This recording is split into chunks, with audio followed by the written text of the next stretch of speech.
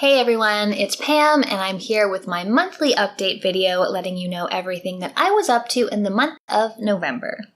So starting out with some updates and appearances I made elsewhere, I collaborated with Gemma from the channel The Gebs24, or is it The Jebs24? I'll link to her channel below on a video about retro gaming bucket lists and the one item we want to add to our collection the most. Gemma shared hers, and it also featured a bunch of other YouTubers.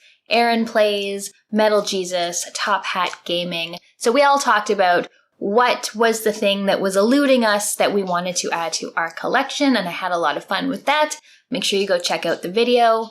I also appeared on my friend Michelle's podcast, Petee's Power Hour. I've talked about this a few times before. This was my third appearance, and it's a fantastic podcast that is entertaining and informative if you are at all interested in various wines and alcohols, and even some non-alcoholic drinks occasionally on episodes. When we did this episode, we talked about champagne, which was great. I love champagne and sparkling wines in general. So we learned a lot about how champagne is made, various varieties of it, and it was a really, really good time. I'm always happy when I get to talk to Michelle and drink champagne, so it was basically win-win. It was a really, really fun episode, so go check out Petee's Power Hour. Again, I will link to the episode of the podcast in the description.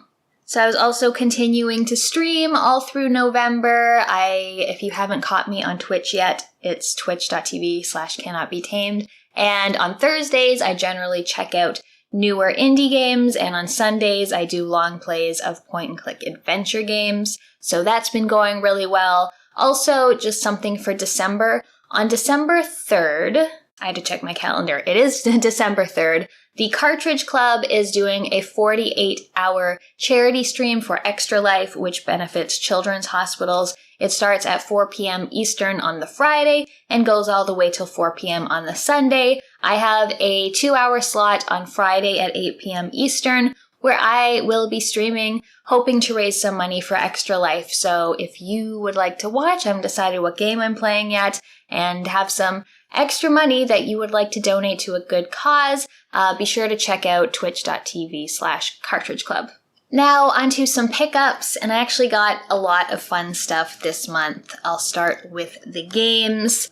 I decided I was finally going to get on the Dark Souls train and see what all the fuss is about. I feel like so many games get called Souls-like that I really just needed to experience at least one of the games for myself, especially since so many Metroidvanias get called Souls-like, when actually I had a feeling that Souls were quite Metroidvania-like, and I wanted to, be able to do the comparison for myself. So I asked some friends, what game should I start with?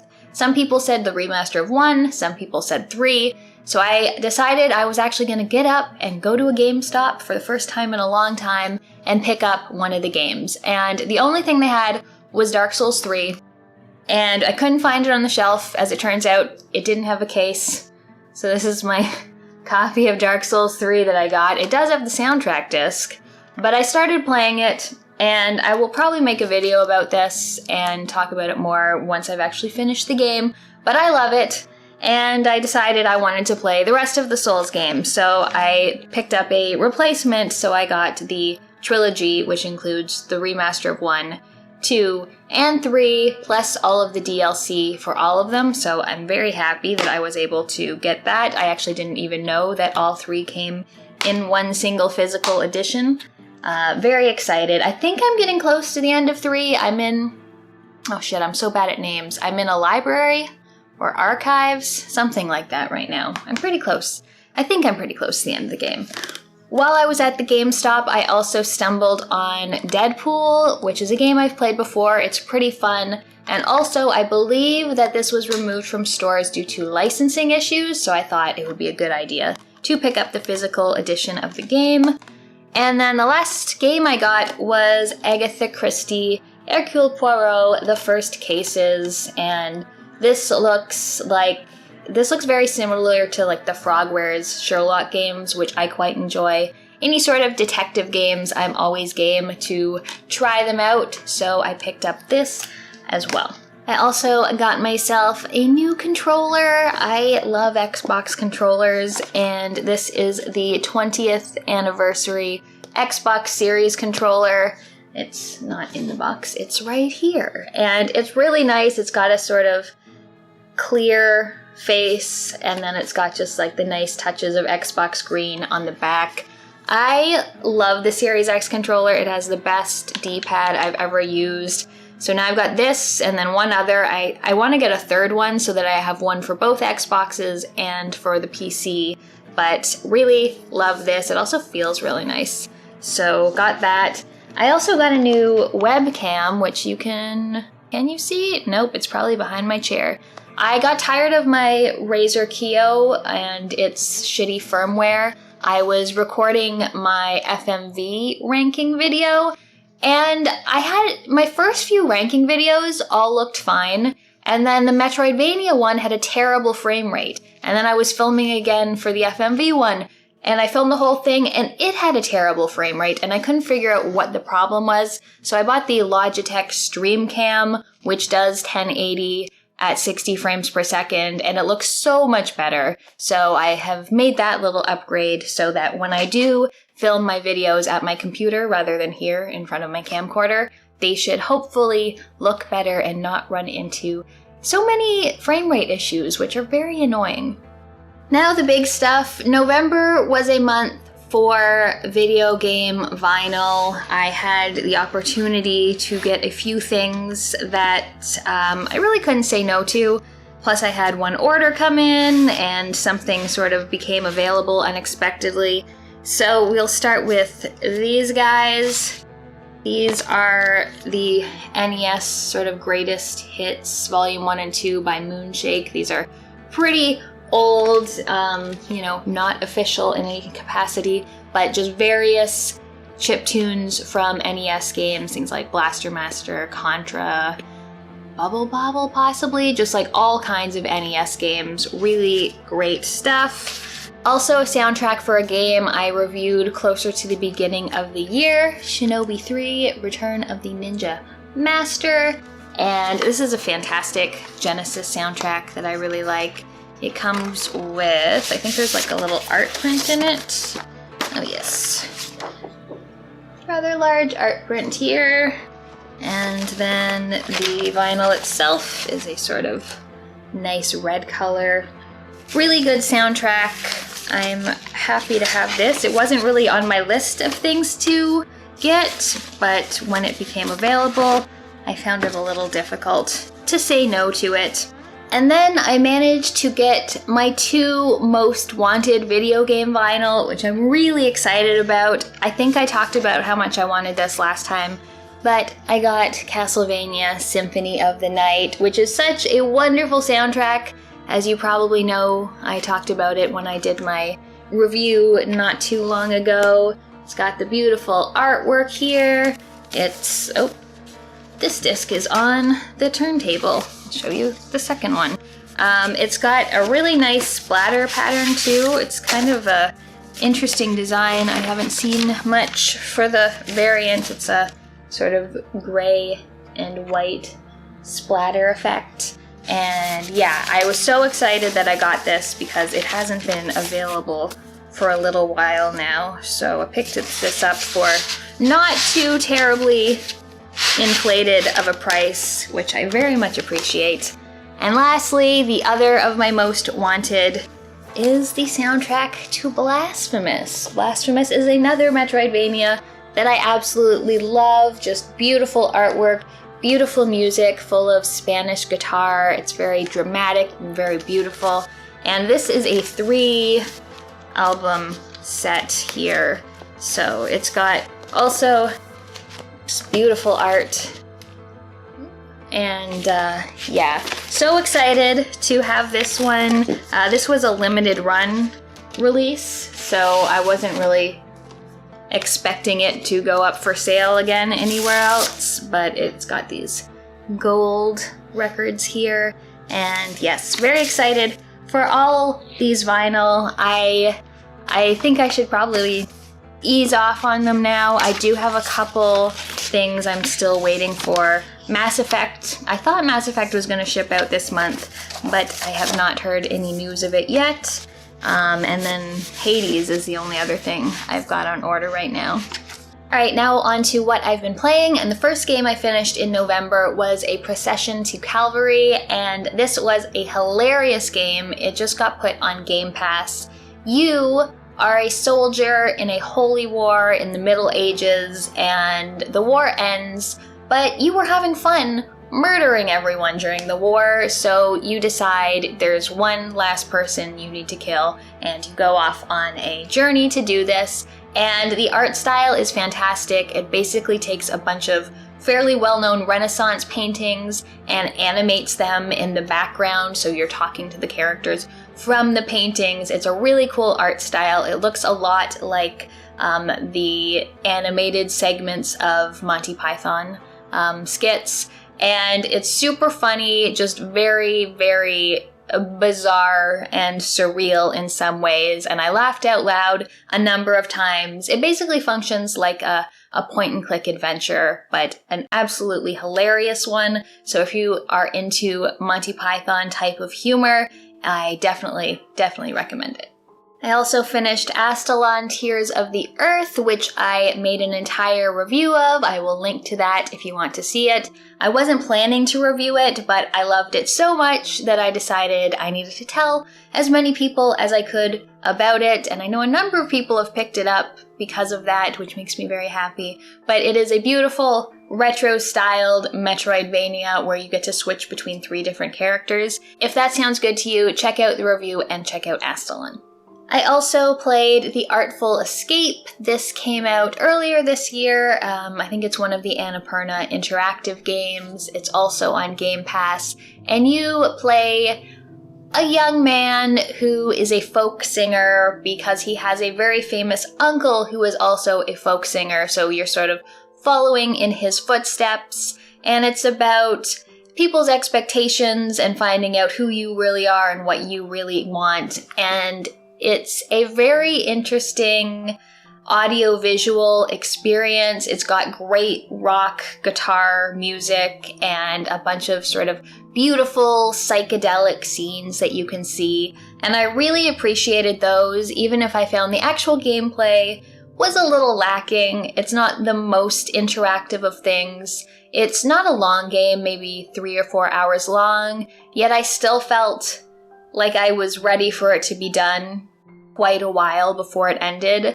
It's got moments like, especially of, again, audio-visual appearances were like, wow, this is amazing.